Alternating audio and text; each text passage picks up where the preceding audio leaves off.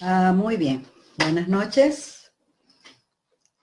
Bienvenidos todos a este ciclo de conferencias que ha implementado el equipo de Experto E, al cual pertenezco.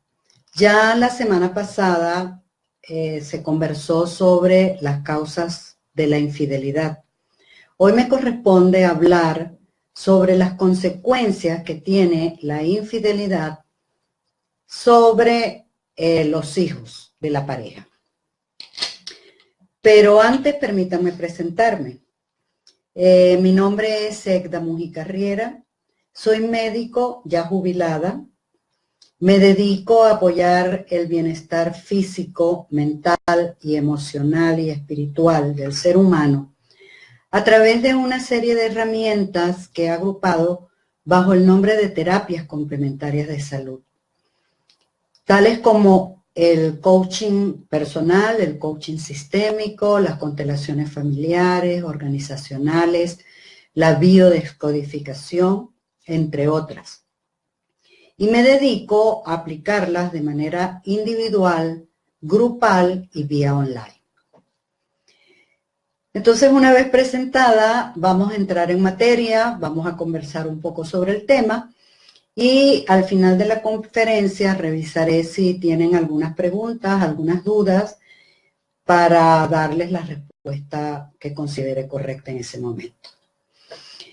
Vamos a recordar lo que significa la infidelidad, que es la falta del compromiso que se le hizo a la pareja de sostener una relación basada en la fidelidad y en la lealtad. Cuando aparecen estos conflictos de traición, de engaño, de infidelidad, casi siempre terminan en separaciones o divorcios. Sin embargo, no siempre ocurre así. Todo va a depender de cómo esa pareja hace el manejo emocional de su situación. Pero en cualquiera de las dos circunstancias, las consecuencias que tiene sobre el núcleo familiar son inevitables. Una de las cosas que se observa con frecuencia es que la persona que ha cometido el engaño o la infidelidad pretende mantener oculta esa situación. No solamente el que comete la infidelidad, muchas veces también la persona que recibe la infidelidad. Y esto porque ellos saben que en la medida que eso se descubra, pues va a provocar una desorganización en el núcleo de la familia. Es decir, en la pareja, en los hijos y en el resto de la familia.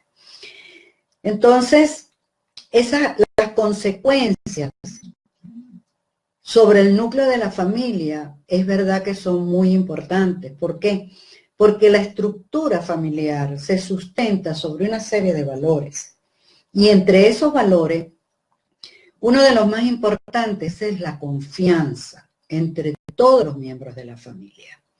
De manera que cuando los hijos intuyen que hay alguna situación de conflicto, eso provoca consecuencias muy importantes.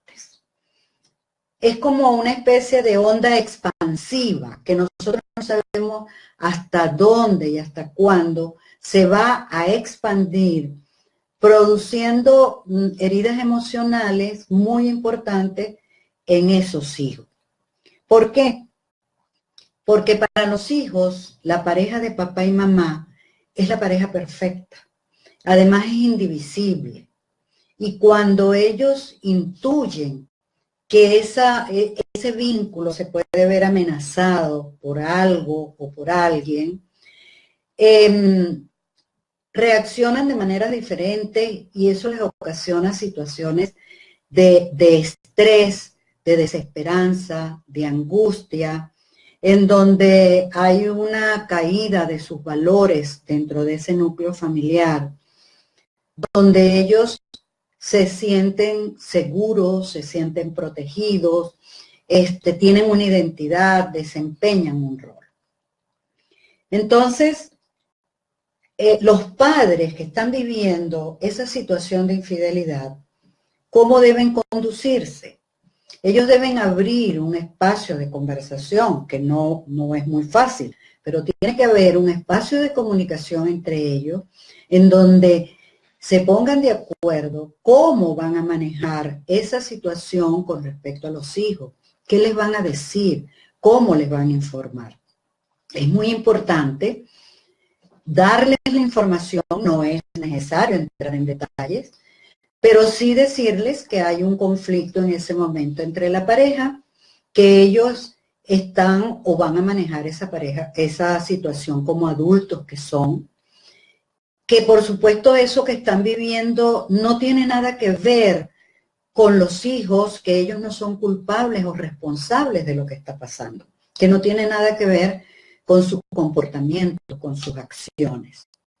Y también se les debe informar a los hijos que van a resolver esa situación como adultos y van a tomar decisiones importantes, pero que esas decisiones se las van a informar de tal manera que sepan que las decisiones no van a interferir con ese flujo de amor de los padres hacia los hijos, ni va a interferir con la protección y con la seguridad, que es responsabilidad de los padres, de brindarles a esos hijos. Entonces, muchas veces los padres piensan que no es necesario dar esa información, porque los hijos a lo mejor no se van a enterar. Pero eso no es así. Los hijos intuyen cuando algo no va bien entre la pareja.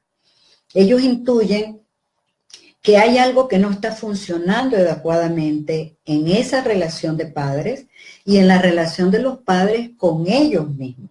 Y entonces ellos se convierten en hijos demandantes de ese afecto y de esa conexión a la que están habituados, porque justamente para ellos esa estructura de papá, mamá y hermanos, si los hay, es donde ellos se sienten seguros y es donde se sienten confortables y protegidos. ¿Ok?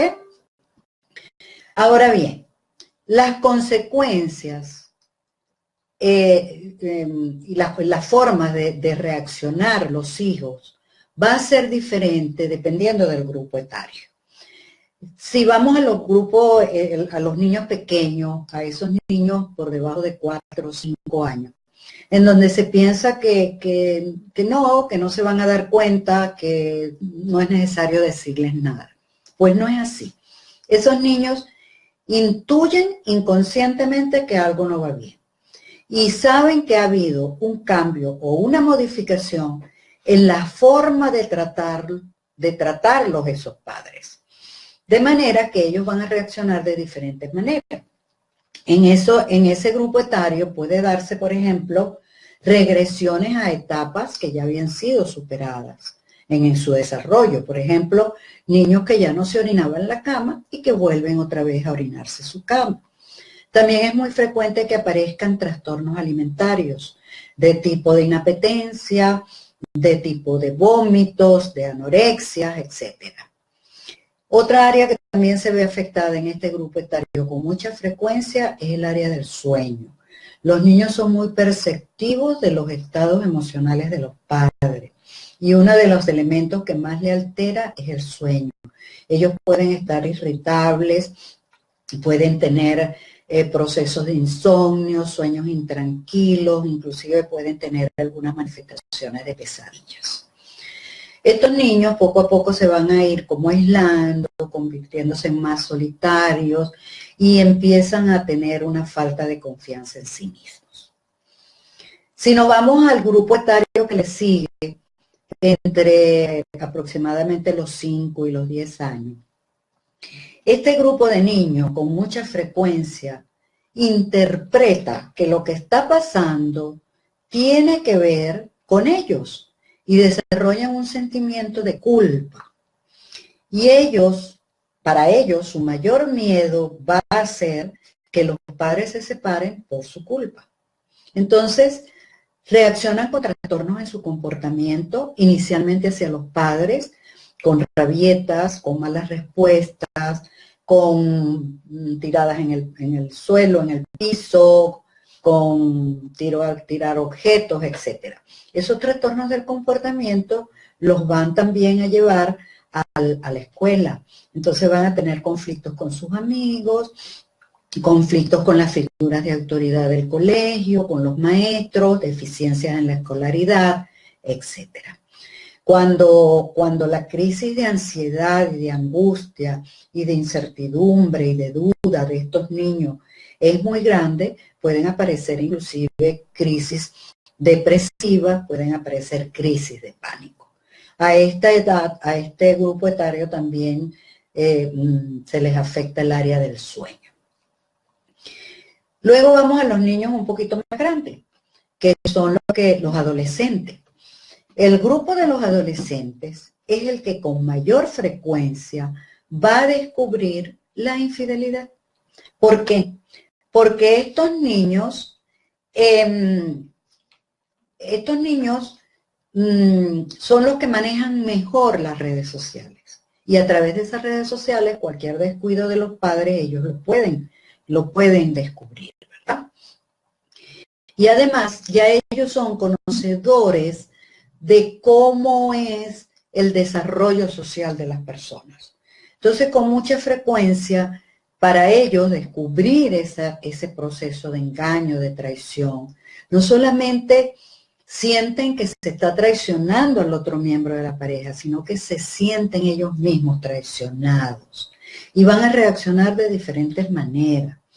Algunos van a reaccionar con actitudes de rebeldía, de venganza casi. Entonces pueden tener conductas inapropiadas que hasta ese momento habían podido ser muy bien controladas por los padres, como puede ser, por ejemplo, drogas, como puede ser alcohol, como puede ser desenfreno sexual o una sexualidad no cuidada. También tienen comportamientos de agresividad hacia sus compañeros de estudio, no toleran las figuras de autoridad, etc. Algo que es bien grave, sobre todo en este grupo etario, es cuando esos padres pretenden, a través de la manipulación o a través de la amenaza, pretenden lograr que estos adolescentes se coloquen favoreciéndole a alguno de los miembros de la pareja, o también que colaboren con sus padres para ocultar la infidelidad. Por ejemplo, hemos conocido de casos por ejemplo, un hombre con un proceso de infidelidad que entonces se lleva a sus hijos a conocer al amante, a conocer los hijos de aquella, y luego hasta puede inclusive pretender obligar a esos niños a decirle mamá a la otra persona, y luego bajo amenaza o bajo manipulación, pretender que ellos silencien eso y no digan nada. Esta situación para esos niños es sumamente estresante, sumamente angustiante. ¿Por qué? Porque ellos aman a sus dos padres por igual. Ellos no tienen preferencia por uno o por el otro. Entonces, se ven en un estado de conflicto muy desagradable para ellos, con muchas crisis de ansiedad, con crisis depresivas, etc. Entonces, allí hay que tener muchísimo cuidado. Luego están ya los adultos, los hijos adultos, mayores de 18 años, por ejemplo. Los padres piensan que por el hecho de que son adultos, pues ellos van a tomar sin mucha importancia el proceso de infidelidad. Pero resulta que eso no es así. Y allí también va a variar mucho la forma de reaccionar de esos adultos. Hay algunos, por ejemplo, que se le derrumban sus valores y entonces la fidelidad deja de ser un valor para ellos y empiezan a comportarse de la misma manera, como infieles, como personas que engañan, que traicionan, etc. Y por el contrario, hay otro grupo en donde al conocer esa información reaccionan de una manera exagerada, no tolerando la traición, el engaño, y entonces ellos van a entrar en sus propias relaciones interpersonales con un grado de rigidez e inflexibilidad extrema, en donde ellos no van a permitir ninguna traición y ningún engaño por ninguna mentira, inclusive por muy pequeña que sea, ¿vale? Entonces, más o menos, esto sería las consecuencias que tienen desde el punto de vista emocional, esas heridas emocionales que se producen en los niños, dependiendo del grupo etario.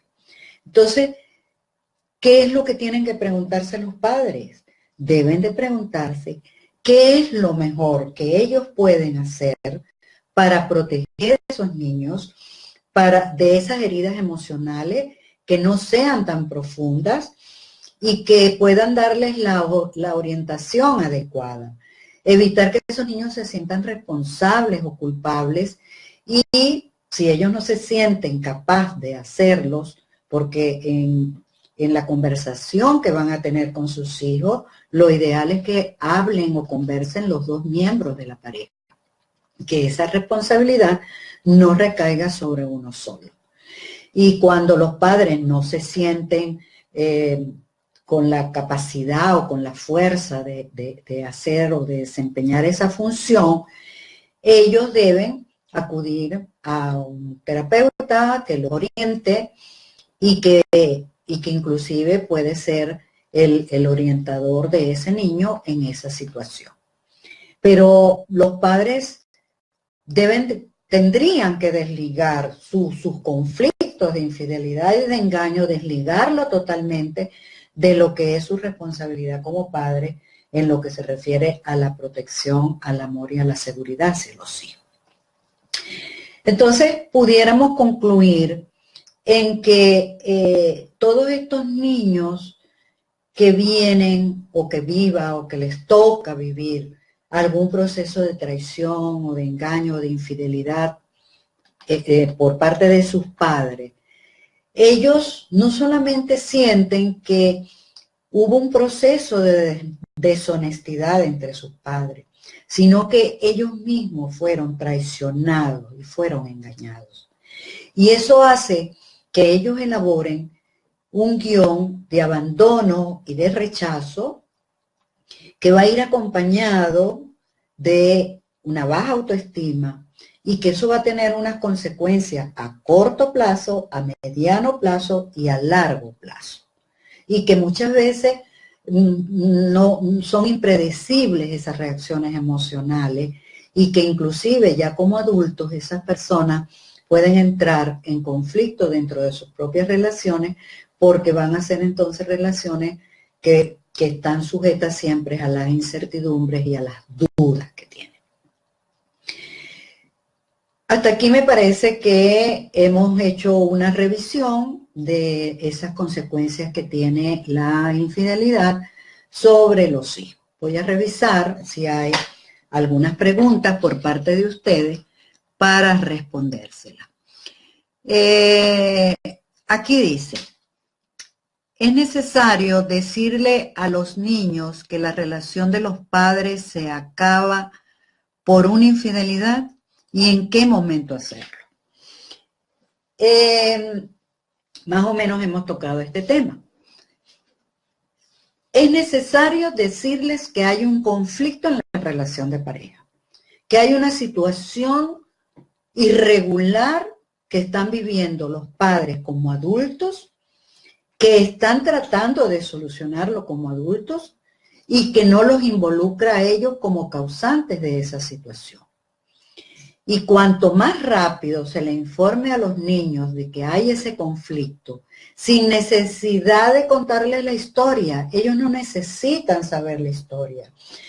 Con mucha frecuencia los niños se dan cuenta de esas situaciones antes de que los padres piensen en ello, porque los padres no toman cuidado, por ejemplo, de no hablar delante de ellos, de esas reacciones que tienen cuando el otro se acerca. A veces inclusive se atacan, se hieren en su dignidad, tienen unas conductas inapropiadas. La persona que recibe la infidelidad muchas veces entra en unos cuadros depresivos en donde se olvida totalmente de los hijos. Entonces, realmente las infidelidades son situaciones muy caóticas y desafortunadamente, pues no se piensa en primer lugar en los hijos. Se piensa en primer lugar, el infiel está tratando de ocultar su proceso.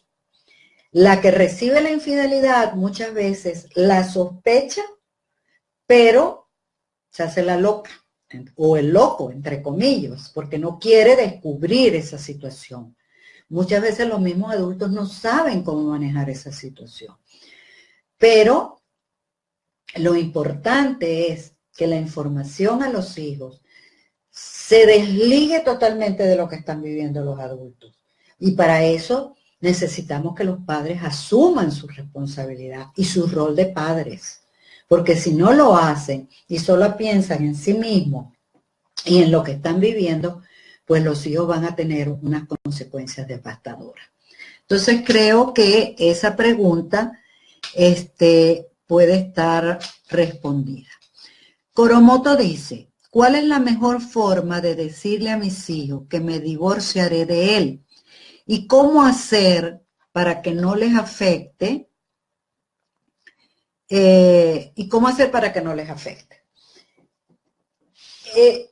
Ningún divorcio ni ninguna separación va a ser agradable ni para los miembros de la pareja, ni para los hijos, ni para el resto de la familia. Pero son situaciones que no podemos sacarles el cuerpo. Son situaciones que tenemos que enfrentar. Y lo más importante, diría yo, que tienen que tomar en cuenta los padres, es que ellos sepan que en primer lugar tienen que estar los hijos antes que ellos, en lo que se refiere a su protección de esas heridas emocionales. Explicarle a un hijo que los padres se van a divorciar va a ser menos dañino que mantener una relación conflictiva de pelea, de ataque, de daños emocionales delante de los hijos. Los hijos son más fuertes de lo que nosotros nos imaginamos si los manejamos adecuadamente. Pero los padres tienen que respetar que los hijos los aman a los dos. No se puede pretender decirle a un hijo, por ejemplo, me voy a divorciar porque tu madre o tu padre, y empezar a descargar a esa persona que puede tener o no muchísimos defectos, pero que para su hijo no es así. Para su hijo, él es su héroe y ella es su heroína. Entonces, eso lo tenemos que respetar. Sí se les debe dar la información lo más pronto posible, antes de que ellos empiecen a hacer sus propias interpretaciones. La comunicación con los hijos tendría que ser por parte de los dos miembros, habiendo tenido ya ellos un acuerdo previo de cómo lo van a manejar, qué es lo que van a decirles. Estar muy conscientes de que no se pueden empezar a atacar delante de ellos y no pueden empezar a culpar o a responsabilizar al otro de las acciones que ellos mismos han cometido. A ver, por aquí. Por aquí dice, ¿qué hacer en una relación de pareja en la que es uno de los hijos quien lleva a los padres a situaciones extremas hasta el punto de querer separarse? A ver, esa situación extrema a que lleva un hijo a unos padres, o sea, un padre no se puede justificar un proceso de infidelidad porque el hijo tuvo una conducta que lo llevó a eso. Si hay un hijo que tiene una conducta conflictiva, que los padres no pueden manejar, que los padres no han podido ponerse de acuerdo cómo manejar ese niño, porque a veces Hay niños que tienen conductas muy, muy fuertes, muchos desequilibrios emocionales que ocasionan desequilibrio en los padres, eso es verdad. Pero ¿quiénes son los grandes? ¿Quién es el que puede? ¿Quién es el que debe controlar? El padre.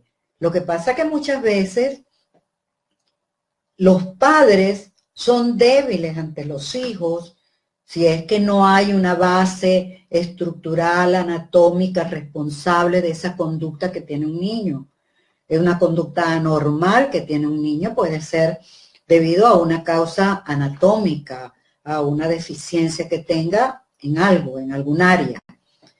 Entonces, si se trata de trastornos de conducta, los padres son los grandes, y los padres son los encargados de ver de qué manera auxilian a esos hijos. Es verdad que hay situaciones agobiantes para los padres que puede llevar a que los padres sientan que toda la atención está en los hijos. Por ejemplo, un hombre puede sentir que esa madre se dedica en un 100% al hijo y no le está dando a él un espacio ni un tiempo dentro de la relación. Y también viceversa, ¿verdad?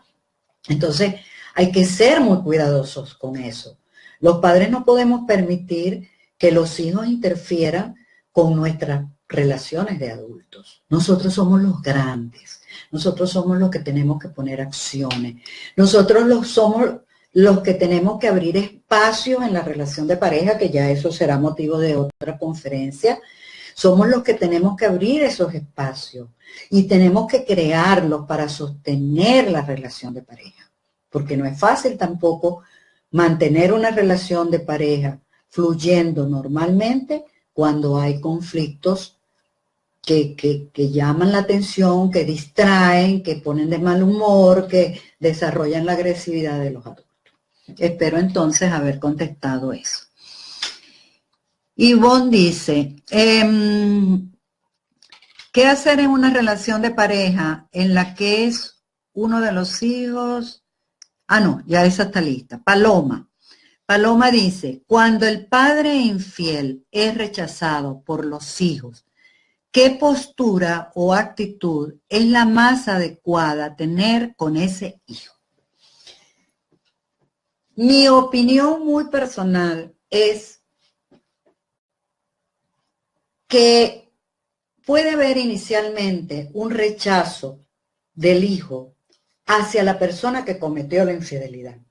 Y no solamente hacia esa persona que cometió la infidelidad, porque el hijo también puede responsabilizar al otro que porque hizo algo o dejó de hacer cosas, éste tuvo que hacer la otra cosa que hizo. Creo que el trabalengua se explicó. Entonces, la función de nosotros como padres es impedir que los hijos irrespeten a los padres. Al final el hijo tiene que entender que los padres, además de padres, son adultos. Y además de adultos tienen una relación de pareja, hombre-mujer, totalmente diferente y separada de la relación padre, madre e hijos. Que lo ideal es que todo confluya.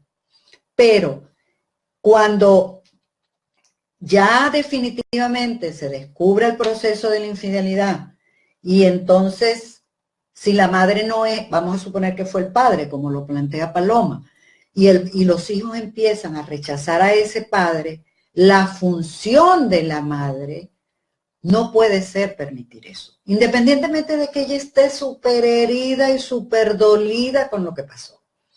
Tienen que separar, obligatoriamente tienen que separar la función o los roles de pareja de los roles de padre. Si pretenden hacer una mezcolanza de eso, eso no va a funcionar. Entonces, mi opinión muy particular es que el trabajo de los padres en esos casos tendría que ser destacar las virtudes de ese hombre, porque ese es un ser humano, él tiene miles de defectos, o esa mujer tiene miles de defectos, pero también tiene miles de virtudes.